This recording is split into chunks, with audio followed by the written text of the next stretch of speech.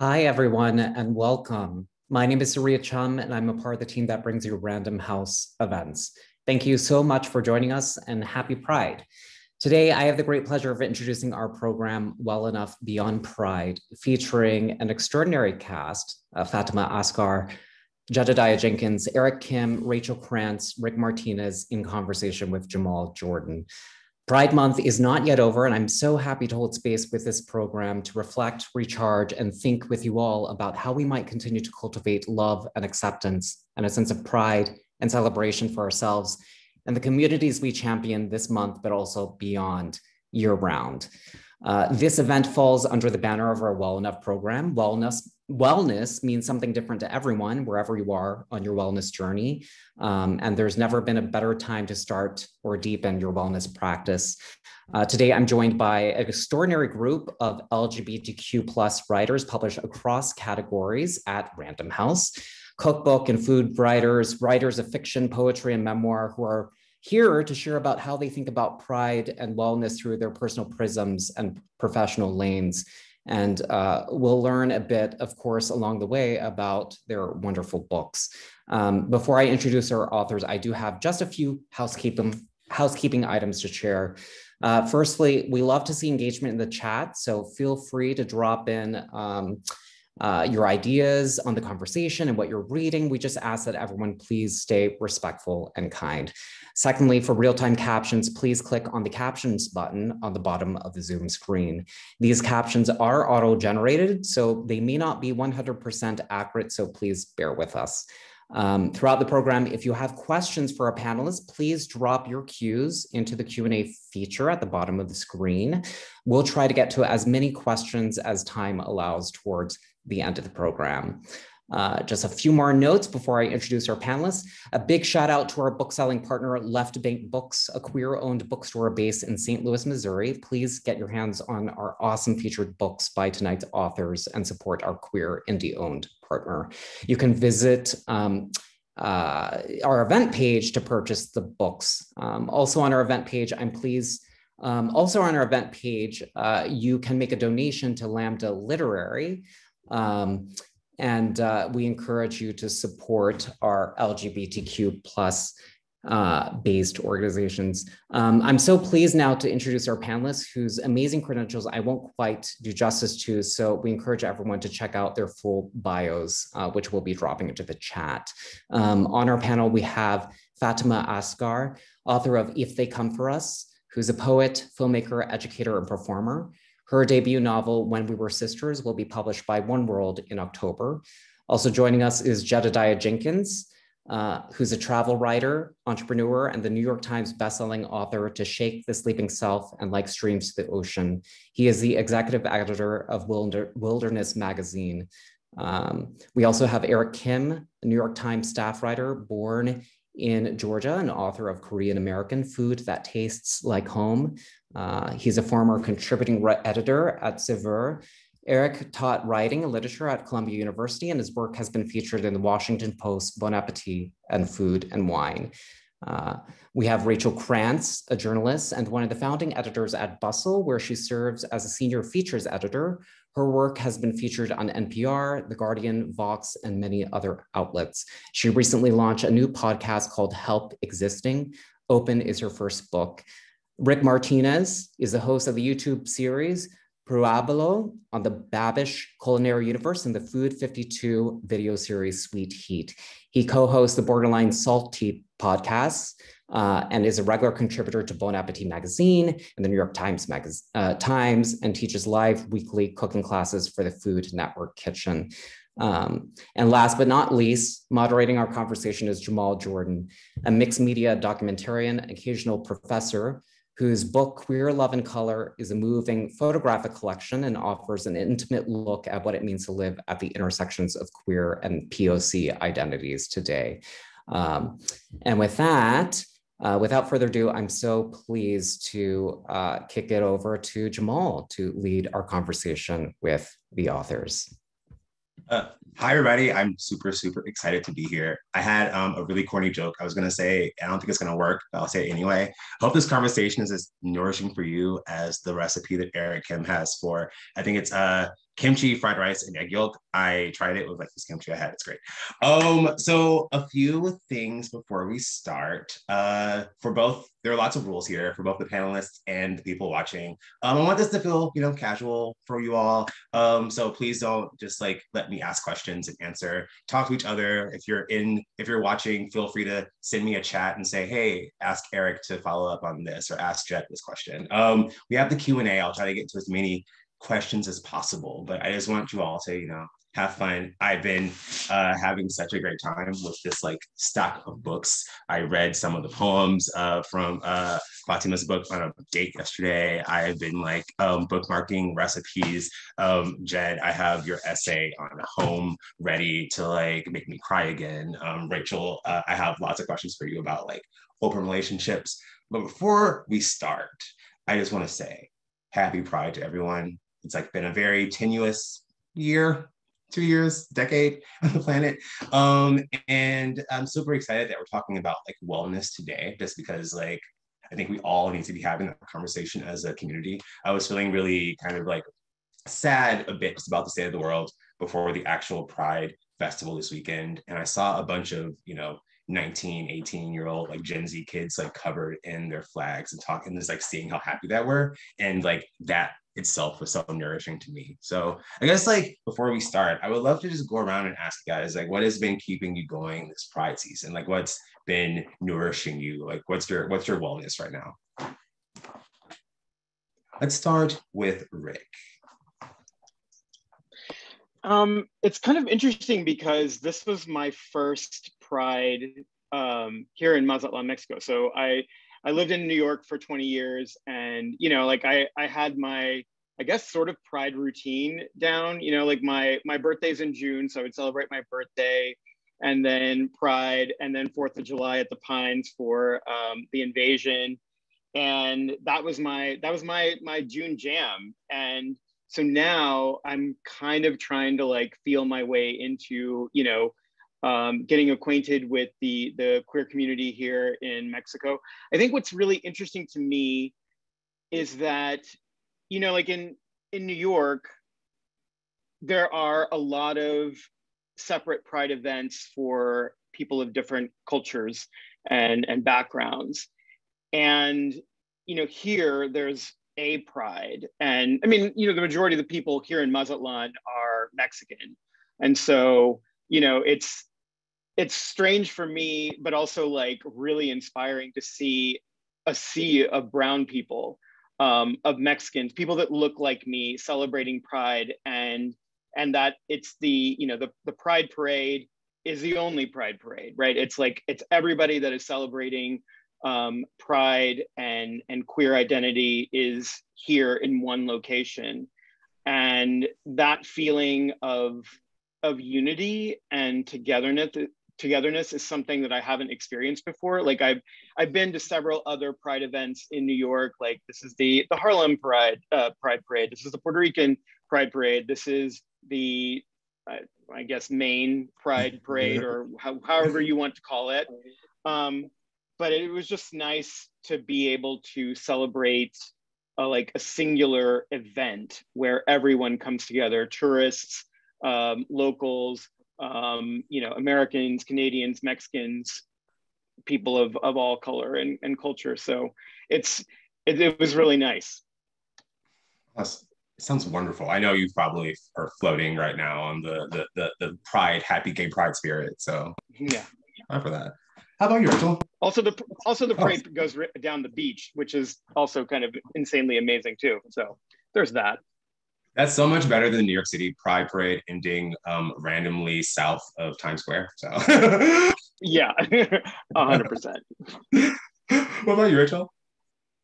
Well, I have been just trying to be in nature and keep up my meditation practice. And I think this year, editing some interviews that I did that are with other members of the community. Like I had one go up today on my podcast, Help Existing, with one of my dearest friends, Mitch Gonzalez, who's a trans man and abolitionist lawyer. And it was about basically what to do when you, or how to keep caring, how to keep fighting as activists when you don't really think it's going to get better in the end, when you think the system is fundamentally broken. So just having conversations like that are non-dualistic, where people can hold those things. Talking with Jen Winston, another friend who wrote a great book called Greedy about bisexuality, about delving into what is bisexuality and how can we understand it and maybe help destigmatize it a little bit. So yeah, I think just having conversations and otherwise being pretty secluded and self-protecting in this time of upheaval. I recognize the journalist heft there. You know, like how do I calm myself by talking to other people and like feeling less alone there. For could you say the name of your podcast once more? It's like someone just asked. Yeah, sure. Help Existing. Awesome. Fatimah, what about you? Hi everyone, I'm so excited to be here. You know, Pride this year has been really interesting because I think all the time this is true, but there's just been a lot of devastation. And so I haven't gone to parades. I haven't really been out in that way. And I think what I've actually just been doing has been just a lot more like focused on seeing friends who are queer that I love, even thinking about like my own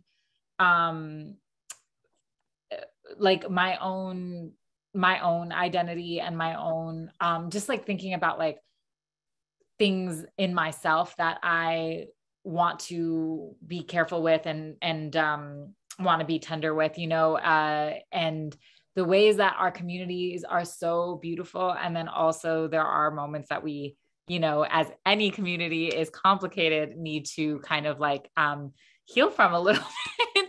And so thinking about some of that, but this last weekend, I went with a bunch of queer friends to this swimming hole in LA. And so that was really, really beautiful. And it felt really nice to just be like jumping off of rocks and be in nature and kind of have this moment of tenderness with the earth. So, yeah. I love that so much for you. I think just so much of the power of Pride is like remembering, it's like a queer family reunion. You find that queer family and you're like, oh, wow, yeah, you guys do lift me up.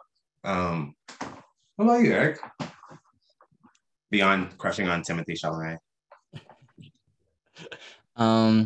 You know, for Pride, I usually feel very conflicted. Like I'm such a hermit, such an introvert. I don't like leaving my house. And so on that Sunday of the parade, I always feel like major FOMO and like guilt for not being there or being out with friends.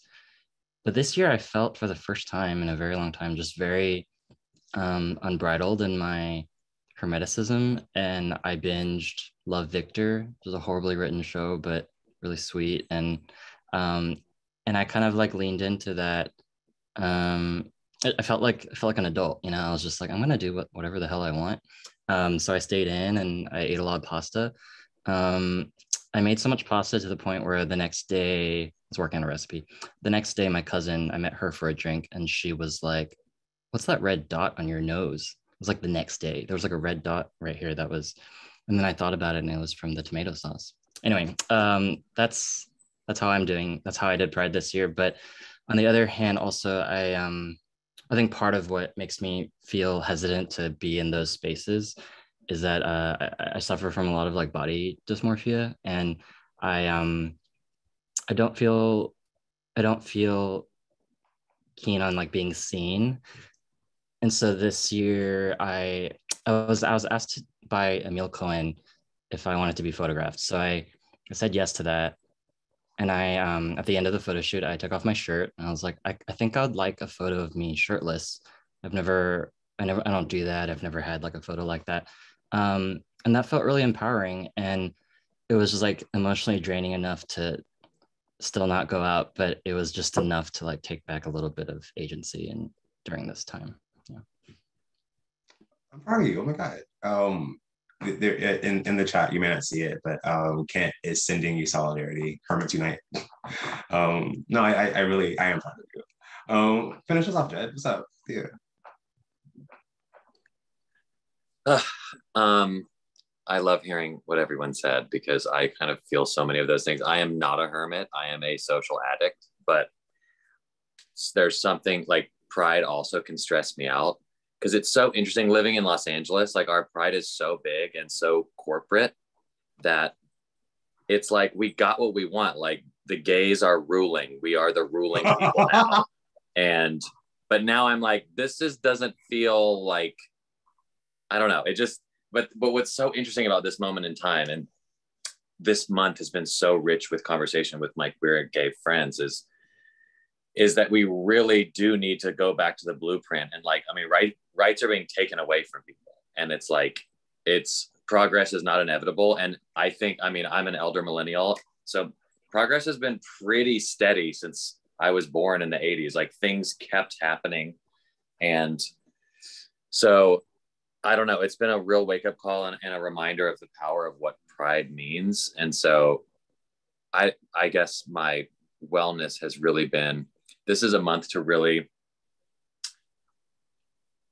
intentionally seek out experiences with other LGBTQ people. And I've really tried to do that, and it's very fruitful. Oh God, I'm so proud of y'all. You all. Oh, I'm a crier, and so I'm trying not to like be moved already. It's like it's been 10 minutes. No, but I loved starting with that question, and I love the like depth with which you all answered those, because I haven't had the privilege of like looking through all of your work. It's also I'm beating the wellness metaphor of that. It's so like nourishing and like in so many different ways, and I'm just so excited to like hearing all of you talk about these individual expressions of pride. Really makes me excited to like hear how those come through in your books. And so let's talk about them. I'm gonna do my like Vanna White thing with all the books that I've been practicing all day. So I got really started because I'm starving with Eric and Rick, and I want to talk about food. And I think particularly like you both have like very different methods of reporting out and like researching these books. But I know just like from reading them, from like seeing things on social media, that obviously cooking and the things that you put into your food are such like reflections of yourself and like the people that you're becoming. And so like, how would you say that you've like found yourself and your pride through the process of like cooking, creating food, and sharing recipes, and like helping people understand like what, like how these foods can like mean things to them and to you? Eric, go first. Rick go first? I'll go first. Okay, cool. I hit the unmute button first.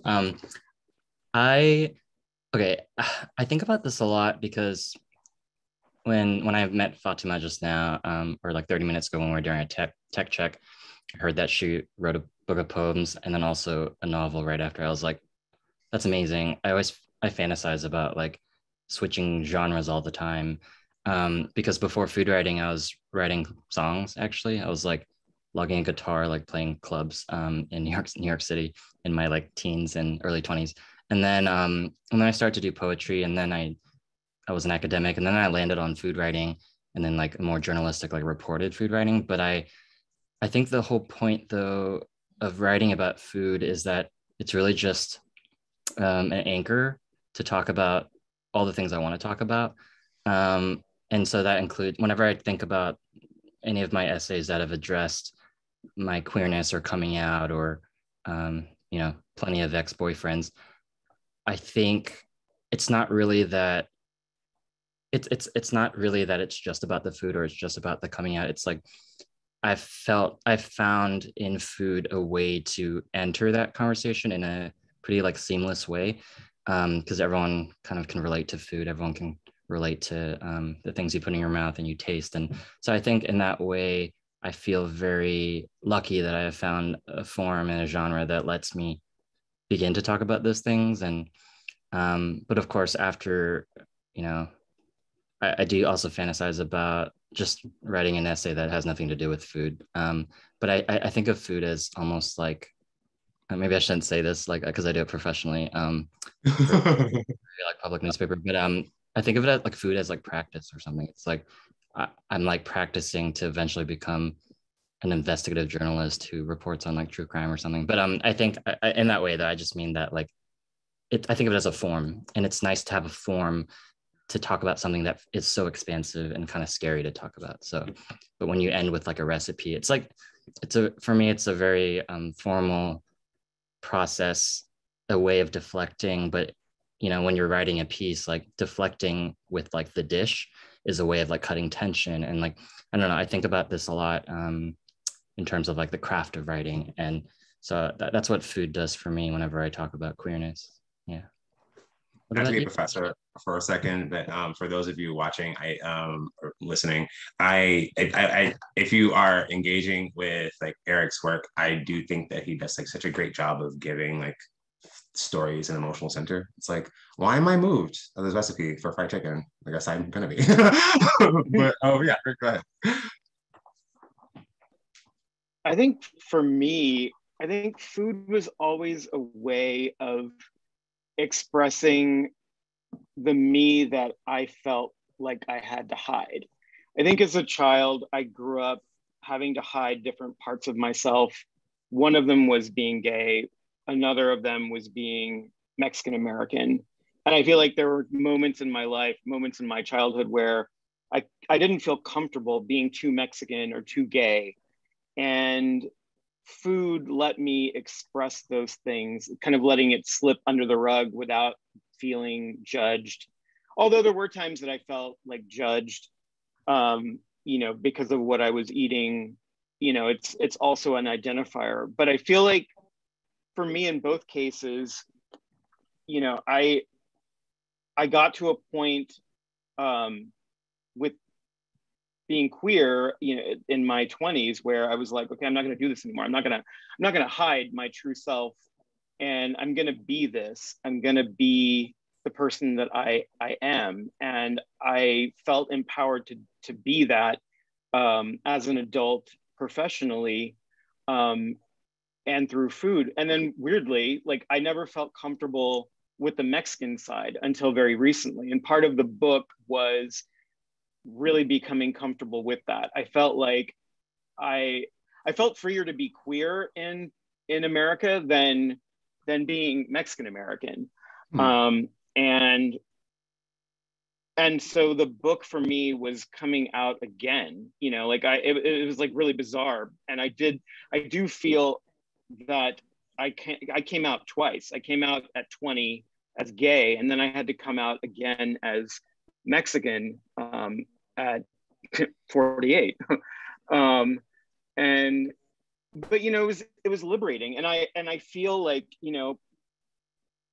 I express so much of myself through food, and those two aspects of my persona, gay and Mexican,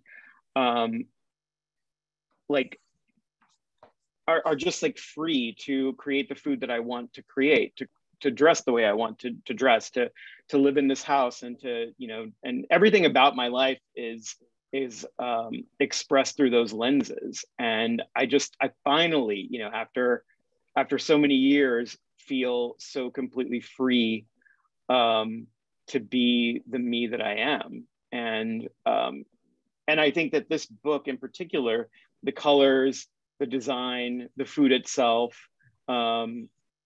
is just that, right? It's like it probably couldn't be gayer or more Mexican, and I love it. And I think I also think that the people that are really into it like love that aspect as well, because I don't think you can look at this book and not be happy. And I deliberately designed it that way, through the colors and the design.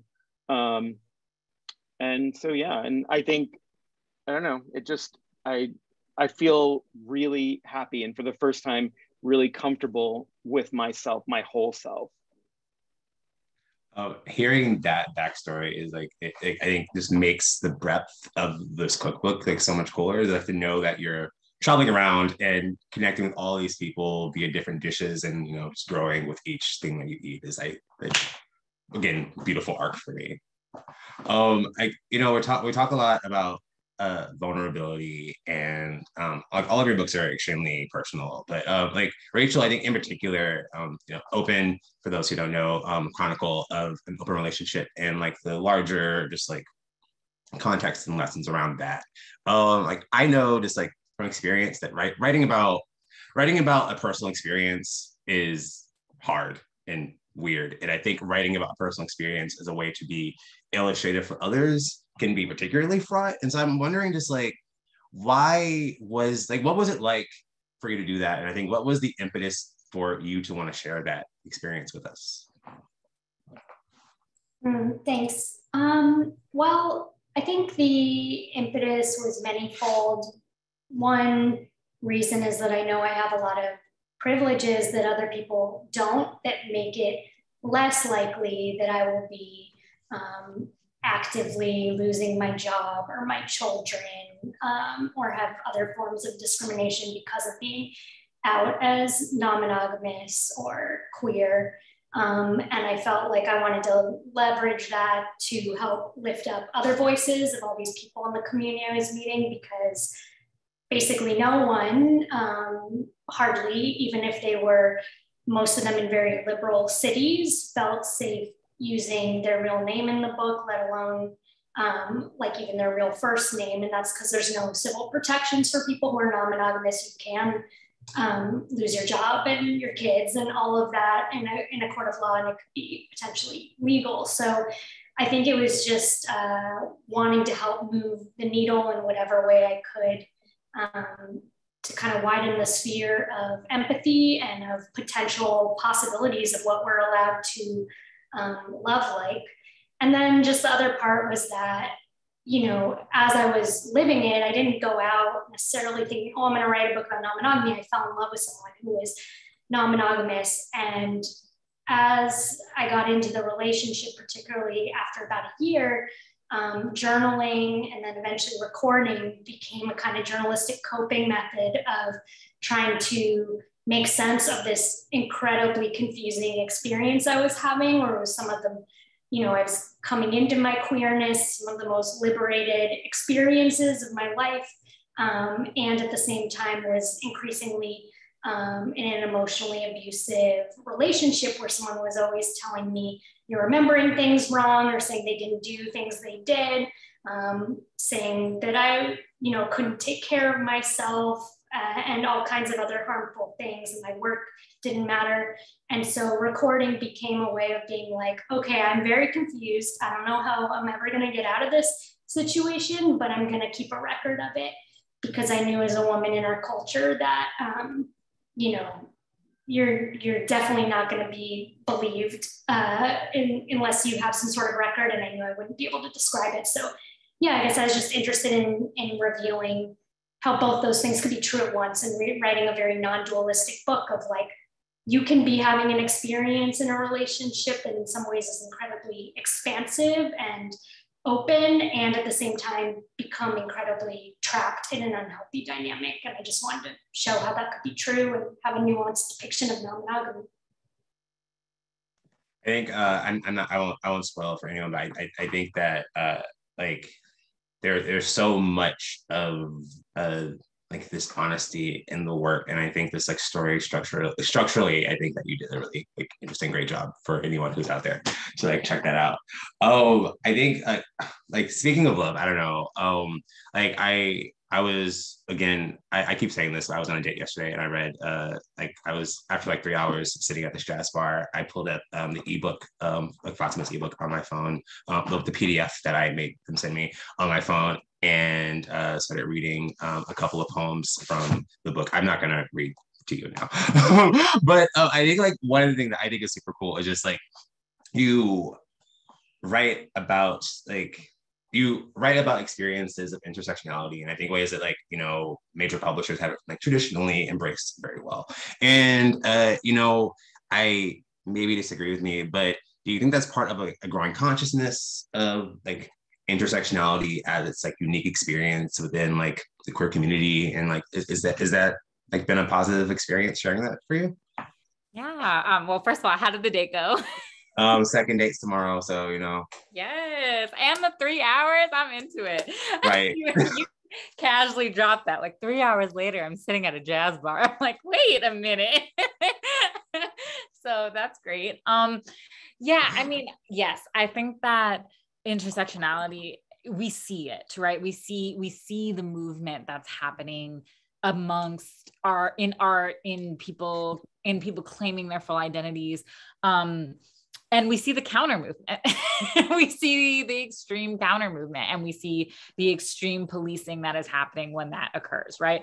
And I think, you know, it's a dual fold thing, because I think, yes, there is increasingly more intersectionality, And yet I don't know that there is often an embodied understanding of intersectionality amongst folks. So, I think that, and I think even with folks who are from intersectional backgrounds, like there can be an understanding of your nuanced identities and intersections, but then sometimes I feel like there is like a fissure or a gap when that comes to sometimes understanding the nuances and complexities of someone else in their entirety, right? And I think, I think about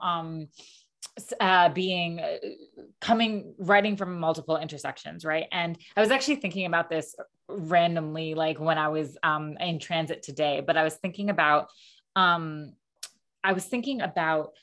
specifically what queerness looks like in specific bodies in specific contexts. And even now in 2022, how sometimes some people cannot access their full queernesses because of the bodies that they are in, right? And so when we talk about intersectionality, like, I think it's great to be like, there's all this stuff about being like, oh my God, you're this and this. And there's like an excitement around that, or there's this thing. And then what does it mean to have the lived experience of sometimes occupying this and being this? And what do you sometimes give up or sometimes not? Right. And so I think about, for example, being Muslim and articulating any kind of queerness for Muslimness is a huge deal.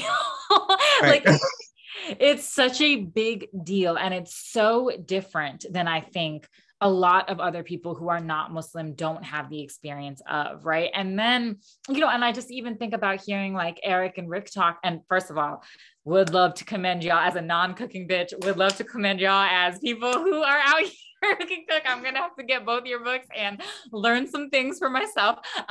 But just even some of the things that I felt like I was hearing you say that I would love to hear more about too, is like the ways that sometimes these things are taught as oppositional, or the ways that you cannot always bring your full self to some of these spaces, even when they claim to be some of the most liberated spaces, right? And so what does it mean when we show up in queer spaces, but then are still exotified as being like non-white, as being Muslim, as being other, or people don't really understand where we're coming from. And then there's a lot of progressive politic and a lot of progressive things. And for folks who are also like, I come from a background where naming my queerness in itself can cause incredible violence to me.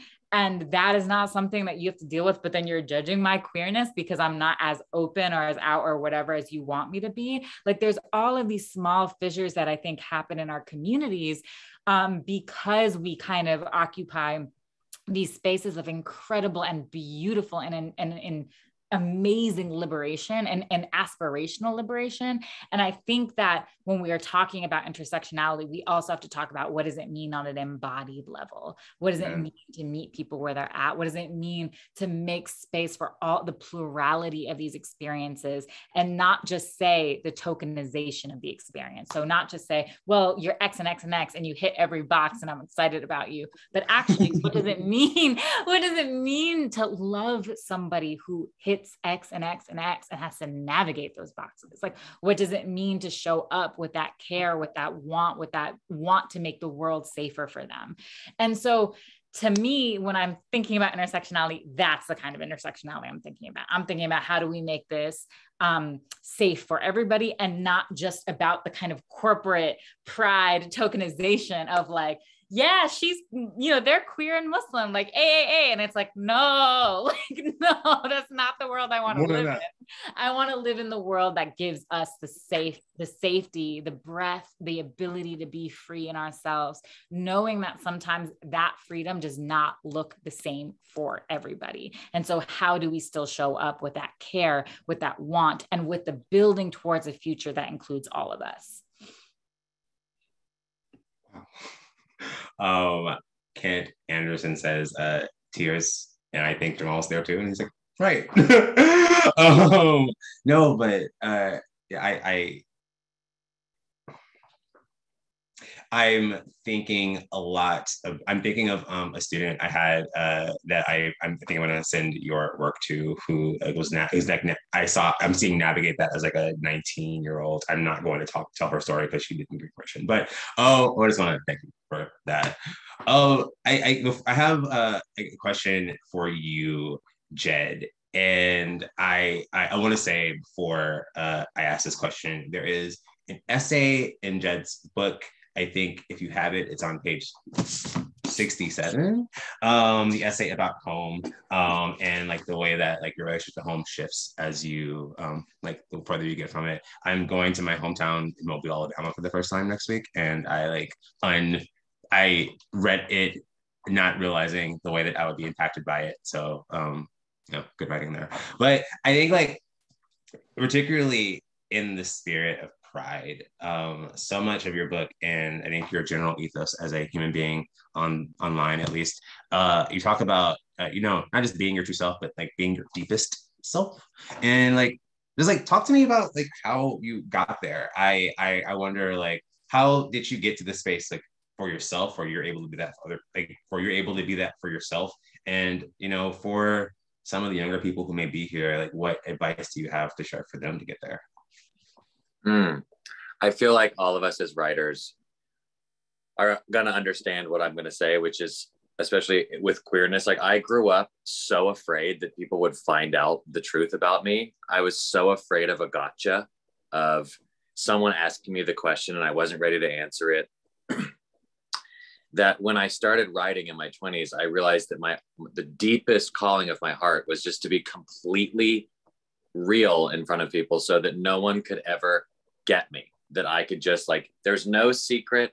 There's no like, so being like overly like an oversharer and really vulnerable is sort of a rejection of the oppression that I experienced in the Christian world of Nashville, Tennessee. And I think that all I want to do is go back to that 20-year-old Jedidiah. And I love the power of books, because you can read a book at a pool in Mobile, Alabama, and nobody knows what's going in your brain. Like they don't know what they're reading.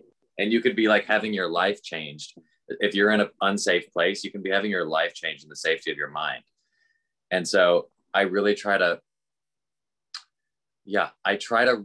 be radically self-analytical and self-forgiving and just committed to growth, and then tell about it, so that I'm not going to know every experience, but I know there's enough people that have an experience like mine that are like waiting for permission to be free.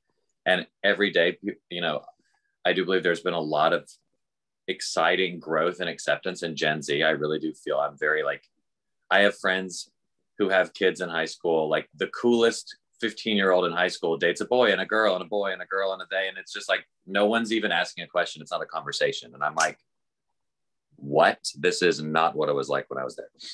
But so yeah, all that to say, I think that finding the deeper self and analyzing myself and writing about it is, I think it's just like what I want to do. It's like what I feel like I'm supposed to do. I honestly, again, I don't know. I want to personally thank you for writing that essay. I feel like you're on my shoulder when I go home next week to pretend to to pretend to want to be there. I'm looking at the clock, and we're literally like a few minutes from like when I'm supposed to be asking questions from the audience. By the way, if you have questions, feel free to drop them in our chat. I could literally talk to you all for hours, but in the interest of having to condense the long list of questions I have to like one smaller question for you, I guess like for like each of you have again like such profound like works that have very strong emotional centers that are really built from a very vulnerable place for all of you, whether it's like cooking, talking about home, writing poetry, all the things. And I guess like for people who have like their Amazon or like bookshop.org open right now, could just like help me like understand like for each of you like what that kind of like emotional center of your work is, like the kind of thing where it's like you should read this looking for this, or here's what you really want me to get out of that work. I know when I wrote my book, I tried to articulate that as very simply as like, I really want you all to know that like everyone deserves a love story, even you, and here's a bunch that you can example yourself from. So I don't know, anybody want to start?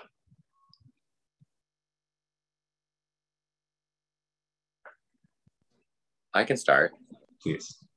The emotional center of my book is the idea that as we reach, our mid-20s, I mean, some people reach it very young, but your mid-20s into your mid-30s, you start to really do an inventory of your life and how you got here and the assembly line that built you, and that a lot of doors you walked through were not your choice. You were just doing the next thing, and you look around and you have one and only life. And so I divided the book into 8 subjects: love, ego, career, home, death, family, just so that I'm like, let's sit around a fire and talk about these things and make sure that we can think clearly about these things. And then I think we're going to have a groundwork for a pretty rich internal life, just of knowing what you even think about something. And so, and a lot of that, I mean, it's all informed by me being a gay man, but I think waking up into a world where you realize that the world is not made for you, I think makes your brain more attuned to the patterns of the world, and nothing is taken for granted because it wasn't made for you. And so I don't know. That's what I try to do in those essays, and it was fun.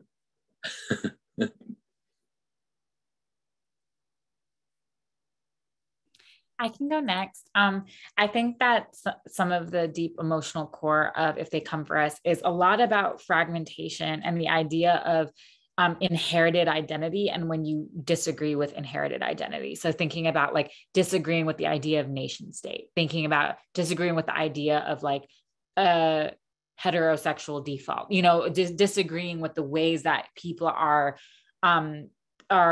putting these identities on you and putting these allegiances on you, and being no, what happens when we fragment that? What happens when we push against that? And what happens when we start to allow for our whole unique selves to come through and look for belonging in other ways? And so to me, that feels like the real emotional center of If They Come For Us. I think actually kind of just picking up on that idea, I think what I was really trying to do, I started this book during the Trump administration. And so immigration and Mexican Americans in the media were being talked about as people in cages and bad people coming across the border and stealing jobs and whatever. And so what I really wanted to do was put a face on Mexico and Mexicans. It's always been bizarre to me that, Americans love Mexican food. It's one of the most popular cuisines in the country. Taco Tuesday is a real thing.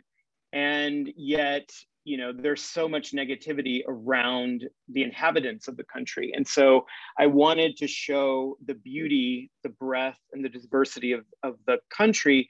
And I also wanted to talk about immigration in a way that I don't think anybody has, and which is, that Mexican food as it exists would not have been possible were it not for immigrants. And so people of different cultures that immigrated into Mexico were either brought here forcibly or conquerors that came from Europe. And regardless of what you think about the people and what they actually did and the atrocities they committed, they layered upon their food with what existed here in this country. And so you just have layers upon layers of different types of cuisine, different methods of cooking the cuisine, different ingredients that were then brought here and then grown and cultivated here. And what has happened is you have this incredibly rich and diverse food that exists because of all the movement of human beings that came from different places, that settled, that really shaped this food. And I talk about that in the book. And I think that it's important because it happens everywhere. It's not just Mexico. And it's, the reason why American cuisine is so incredibly delicious and diverse is because of all of the people that were there in the very beginning and that came later on and that are still coming. And the cuisine is in constant flux. And to me, that's the beauty of cuisine.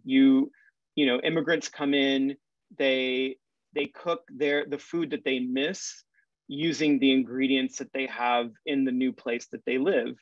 And all of a sudden, a new cuisine is born. And I think it's really beautiful.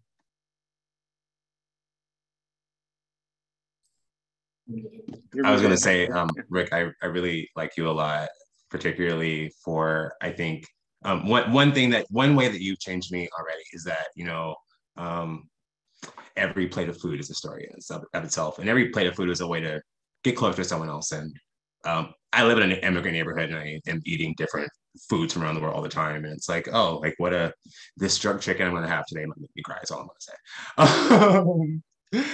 Yeah, who else, guys? I guess the core of my book is, well, I read in the introduction that I put myself forward for naked examination because I'm morally opposed to being told I should cover up and shame. And I just feel like there's so much as, I guess as a woman that I've felt I'm not supposed to admit to, whether it be my desires or my feelings around my body or whatever else. There's so much shame just from like every direction of things that are unspeakable, or when you feel like you inhabit spaces with bisexuality or non-monogamous desires that are kind of not part of mononormative culture. So, like you're unable to pick a side. You're unable to fit squarely into certain boxes and including, just that when your desires seem to even conflict sometimes. So you see me grappling a lot in the book with, on the one hand, being very attracted to a very traditional dynamic of a very dominant man and me as a very submissive woman, and feeling very torn as a feminist. What does that mean? And you see it grow increasingly unhealthy, and the bill of patriarchy is coming due. And at the same time, you also see in exploring all these different sides of myself that I don't then conclude, therefore dom sub relationships are not for me, and you can't, like that's anti-feminist to be a sub, not at all. And you learn a lot along the way of about kink, about queerness, about sexuality, about all the things that I've been myself confused about or felt shame around. I decided to just be as glaringly honest and naked as I could be, because, that helps me have less shame. And also just, I know those are the books that have helped me the most, is when I'm reading it and I'm like, I can't believe she just admitted that. I can't believe someone else has that thought, that feeling. So maybe that means it's okay for me too. And it expands my sense of the possibilities for my own life, what a happily ever after is allowed to look like, and the complexities that arise when you question these fairy tales, that it's not a Lifetime movie, it's life. All right, absolutely love that. And I love particularly just like radical. I of course like love the feeling of radical honesty from an author. I was reading the Candy House, and there was like one line that always like stuck with me, describing a character's like love of reading. She says, she realized she wasn't unique, but she also realized she wasn't alone. And I feel like you're really doing that work. So, what are you, Eric? What a rigorous question, Jamal. I got to go last. I was like flipping through my book. I was like, what is the emotional core of my book? But I think it's actually just a simple answer, which is I moved back home to write this cookbook with my mom. And the experience was very surreal. It felt like I kind of like described it as time travel. It was very bizarre to write about my 17-year-old self. And the book starts with me at 17 years old and ends with me at 30 years old. And in the narrative, what I wanted to show was just an example of what the overarching thesis is, which is write down your family recipes before it's too late. During the pandemic, especially, I was very much feeling kind of the import of mortality and the potential of death. And my family, I had a lot of deaths in my family, uncles and aunts, and before I started writing this book. So, and just the kind of constant risk of my parents getting sick, and my parents are a little older. So I think in that way, this book really just kind of shows my conversations at the dinner table during that year when I was with my family, living with them, you know, under their roof. And I think the reason I always say this at book talks, I always, or at like on book tour, and when I'm meeting people, I always try to say it because it's like, this amazing thing happened to me and I want everyone else to experience it too. But I also want to add that, you know, I'm very lucky that my parents are, you know, still alive. And one thing I always try to say too is you always have your taste memories. Even if a loved one has passed, I think there's always your own memory of a dish, and there's always a way to get back to that. And it's through cooking the food of people who have passed that you're able to kind of access them again and to be with them. Even when I kind of am cooking a recipe of my mother's, you know, in New York, in my own apartment away from her, I'm thinking about her. I'm like, oh, wow, I didn't realize my mom did this each time she made this dish for us. And so, yeah, I think that's the emotional center of this book. It's just, it's a very simple one, but it's to open up conversation with family, because when you ask them the first time they've eaten a dish that's part of your life, your childhood, it's really incredible what you'll unveil. And then they also, when you prompt them, they sort of like remember things that they had completely forgotten about. So it's this like excavating that I'm always kind of doing. And some would call it emotional manipulation, but I think it's like a very fruitful exercise if you're lucky enough to have your family still with you. I'm really happy that is what you mentioned. Eric and I were coworkers for like 2 weeks. And I follow you on Twitter, Instagram. And there was a photo you posted, I think like a month and a half ago, that I still think about sometimes, where like you wrote just about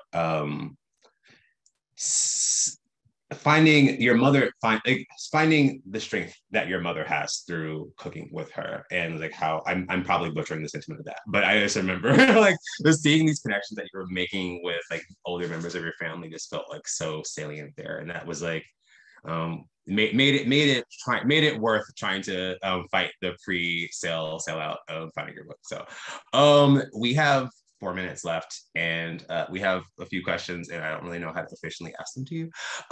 So I'm going to drop this question, and I will let the first person who answers it answer it. From Naomi, the question is, what role have community and connection played in your work? Writing can sometimes feel like an individual solitary thing, amen, and queerness always conjures community for me.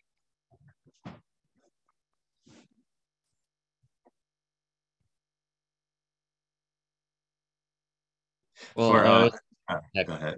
Before I voice note him, I'm like, oh, I'm working on this recipe. What would you do? So I do think there is this sense of it's such a lonely process. Writing is so lonely, but if you find like a partner in crime, so Rick and I were writing these books at the same time, same editor, same publisher, everything. So we were able to just like really talk to each other very intimately. We got very close very fast, and it really made the process doable, because otherwise it's devastatingly lonely.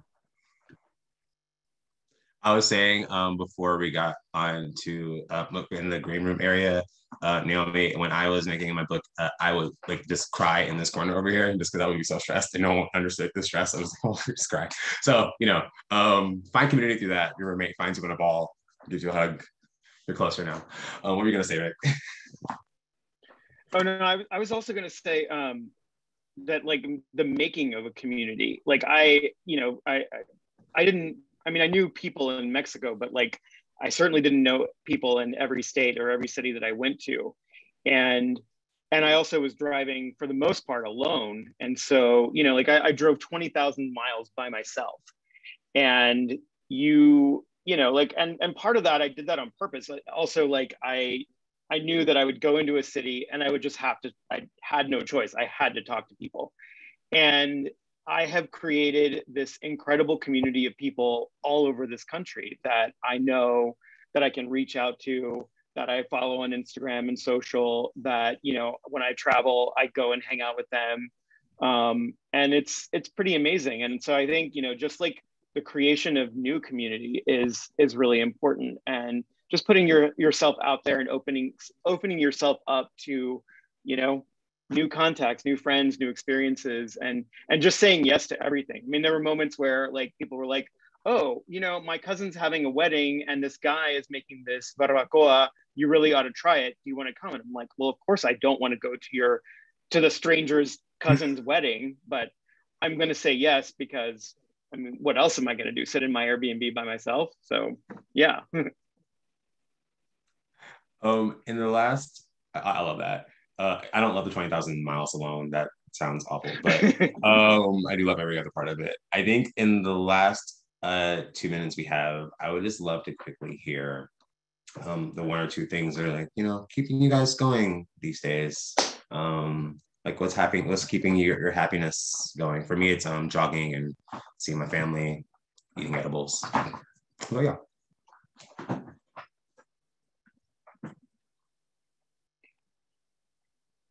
This is such a boring answer, but I love a deadline that has like a golden nugget on the other side.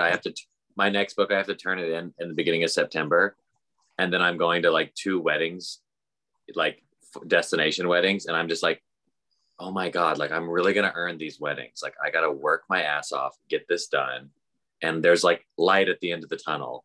And when I turn it in, my editor has to edit it for, you know, weeks at minimum. So like, there's nothing I can do. I can just be free like a high schooler on summer break. Like that is such a good feeling when you're like in the muck of it all. So I'm just like, I mean, I love travel and I've always got something on the books. So I'm excited about what's on the books. I hope that you are running around these destinations like a 16-year-old in Cabo for the first time after your book's done. Oh, yeah. What about you, Rachel? For me, it would be my friends, especially my friend Shannon, who I think I saw is here. Hi, Shannon. Just sending Marco Polos with her, touching base every day. Just, yeah, creating that community of friends, even when they're not nearby, that are, yeah, really important and give a sense of groundedness when everything is changing.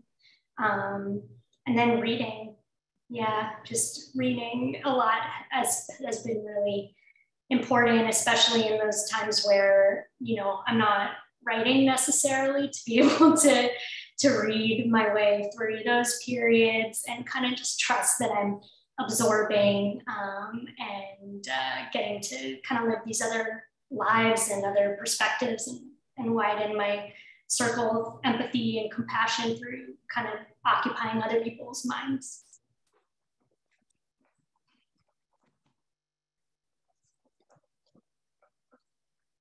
Anyone else, guys? Yeah, I mean, I also am going to a few weddings this year, and I think that it's so beautiful to see people in love, and it's beautiful to be able to gather with friends after so long of not, like, even, you know, last year and things like at certain times we could, but there feels like some of these weddings feels like it's like, oh my God, I'm going to see a bunch of friends who I haven't seen in 2 years since before the pandemic. And so that feels like really exciting to just be able to think about being able to spend time with people like that. Yeah. Eric, Rick? My dog. Exactly. Rick is like also same. Yeah, I mean, like, well, my dog's been hovering around. He's like, can you please walk me? It's like, stop talking. I was going to ask for a cameo from your doggy, but before we go, we have one question that was lingering. What's the best way to purchase books to maximize profit? I think in general, I love to direct people directly to the PRH, the Penguin Random House website. There you can just see a bunch of like non-Amazon sellers for each of the books.